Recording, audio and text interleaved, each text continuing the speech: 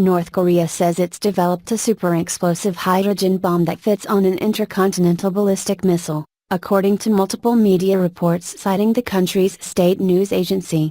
During a visit to the country's Nuclear Weapons Institute, North Korean leader Kim Jong-un watched as the purported H-bomb was loaded into a new ICBM. Photos released by the Korean Central News Agency show Kim observing a silver, bulbous metal casing.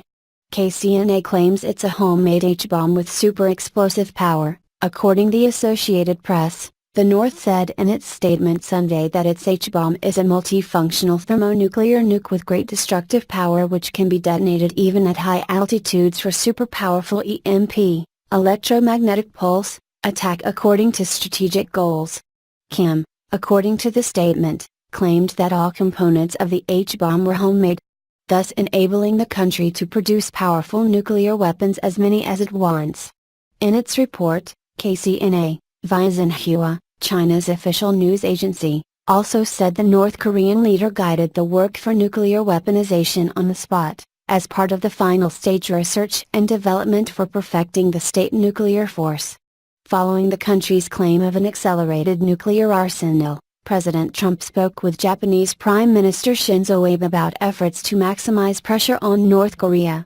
The two leaders reaffirmed the importance of close cooperation between the United States, Japan, and South Korea in the face of the growing threat from North Korea, the White House says. President Trump noted that he looks forward to continued trilateral coordination on the margins of the United Nations General Assembly.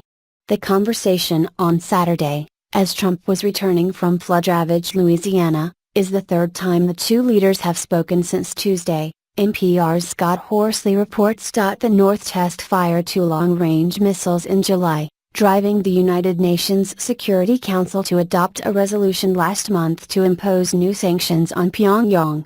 In response to the heightened sanctions, Pyongyang said it was ready with ultimate measures. A day later, President Trump threatened to meet North Korea with fire and fury. But as NPR's Elise Hu reported, Jenny Town, the assistant director of the U.S. Korea Institute at Johns Hopkins School of Advanced International Studies says a policy of increasing pressure is misconstrued as hostility, which, Town argues, justifies its need for nuclear weapons. As the two-way reported last month, U.S. intelligence analysts believe North Korea has already developed a warhead that can be placed on its ballistic missiles, including an ICBM capable of reaching U.S. territory.